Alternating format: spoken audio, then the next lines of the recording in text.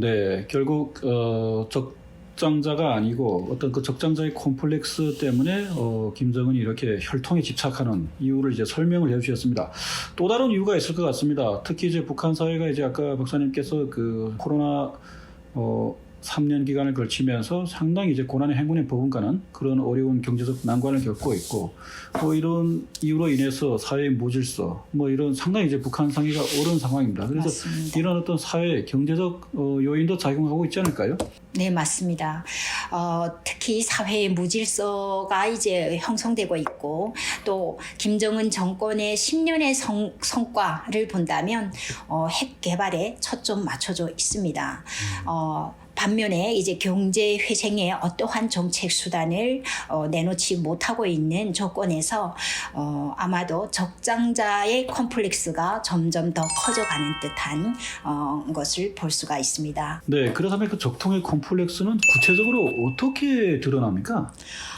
적통의 콤플렉스는요.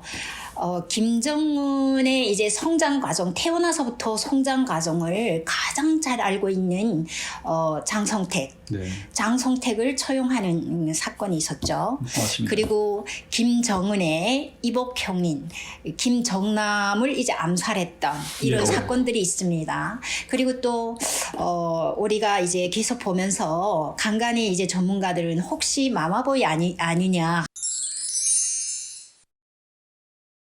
의문도 가졌는데, 사실상 김정은 주변에는 많은 여성들이 포진하고 있습니다. 현성을 비롯해서 김여정, 그리고 이제 최선이나 또 이름 모를 여성이 또 등장을 했고, 그리고 김정일 시대와 다른 점은 부인을 또 대동하고 있다는 거죠. 그리고 이번에 김주애라는 딸을 또 등장시켰습니다. 이런 다양하게 해석할 수 있지만, 이런 부드러움을 강조하거나 또 사회에 어려울 때 다양한 대처 방법을 이렇게 모색하는 이런 데서는 의미가 있겠습니다만은, 주로 이제 여성들이 포진되어 있는 이런 가운데 김주애가 등장을 했고, 또 김주애가 등장함으로써 김정은은 이미 전통이 돼버리는 이런 구조들을 좀 암시하는 듯한 이런 것들을 분석해 볼 때, 어디까지나 이런 사례들은 김정은의 적통에 대한 콤플렉스를 반영한 것이라고 볼 수 있을 것 같습니다. 혈통을 강조하는 이유가 적통에 대한 어떤 콤플렉스. 그렇다면 김주애가 과연 후계자가 될 것인지, 네, 여기에 대해서도 이제 많은 국민들이 이제 궁금해하십니다. 그 후계자가 된다는 것은 아마 이제 사전에 후계 수업을 받으면서 네네. 모두가 인지하고 그것을 인식하고 암묵적으로라도 수용이 가능할 때 아마 등장하게 할 겁니다.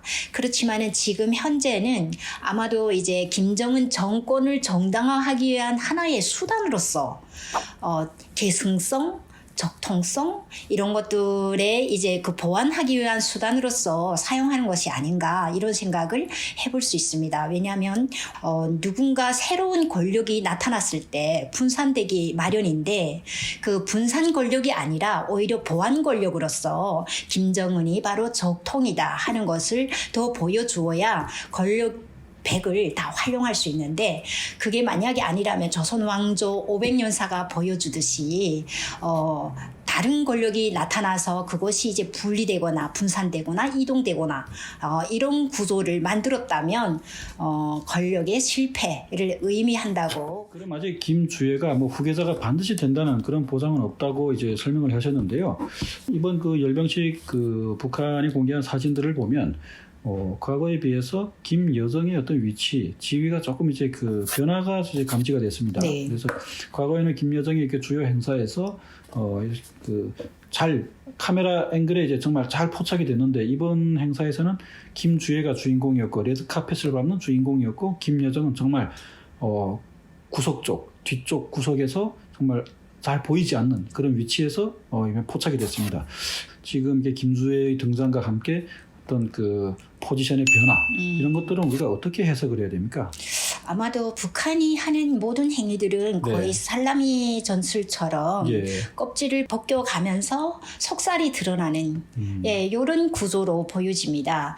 그래서 아마도 김여정을 내세워서 김여정이기 때문에 남한도 국제사회도 많이 조명을 했고 집중했던 것, 그 가치를 극대화했던 것 이런 것들이 있었는데 지금은 그것을 어디에도 사용하기 어려운 상황이죠. 네. 그러다 보니 또 살라미 전술에 또 하나의 껍질을 벗겨서 옆에 두고 속살을 드러내서 또 조명을 받는 뭐 네. 이런 행동들인데 아마도 시간이 또 지나면서 김주애의 포지션이 얼마만큼 강화되거나 또 살짝 더 바뀌지 않을까 네. 이런 것들은 좀 더 지켜봐야 좀 알 것 같습니다. 네. 그렇다면 북한 김정은에게 이제 우리가 아들이 있다, 김주의 오빠가 있다.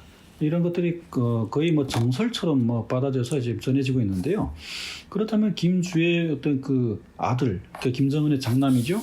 그 장남에 대해서는 이제 어느 시기에 등장을 할 것인지, 아니면 실제 그 장남이 있는 것인지, 그 실체에 대해서도 상당히 궁금해할 것 같습니다. 네.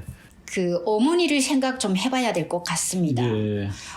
리설주는 사실 2011년 12월 17일 김정일 사망하고 그리고 이듬해 봄에 등장을 했죠.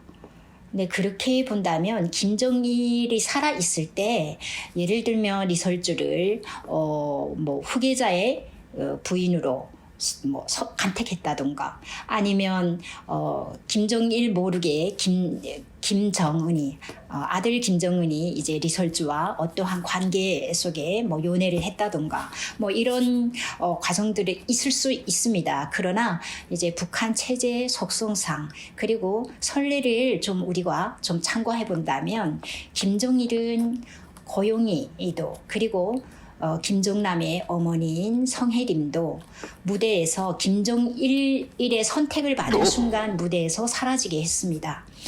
그것은 이제 아무리 뛰어난 선전선동에 이제 이런 그 강력한 힘을 가진 이런 배우라고 할지라도 김정일과 김정은이 가장 정점에 있기 때문에 그 무대에서 노래하면서 대중에게 기쁨을 주는 이런 행위를 허락하지 않는 이런 시스템의 속성이 있습니다.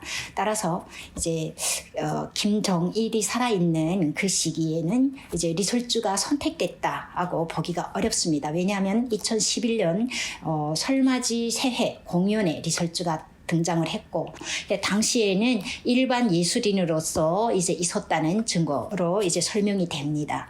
그런데 2012년 김정일이 사망하고 나서 이제 리설주가 등장했기 때문에 전략적인 어떤 선택이 아니었나. 왜냐하면 20대 김정은이 등장했던 시기에는 시간과 업적이 전무해서 세계적으로도 또 특히 북한 내부에서는 권위 체계가 있어야 되는데 전혀 권위가 부재한 상태였고, 근데 북한에서는 위대성이라고 이제 언급을 합니다만은 그것을 절대적 권위를 표현하는 거예요. 그런 권위가 부재한 상태였기 때문에 어디까지나 성인이라는 어른이라는 그리고 경험이 많다는 이런 표현을 하고 싶었던 시기였기 때문에 전략적 선택을 이제 했고 리설주는 부인으로 등단한 이런 형태로 보여집니다.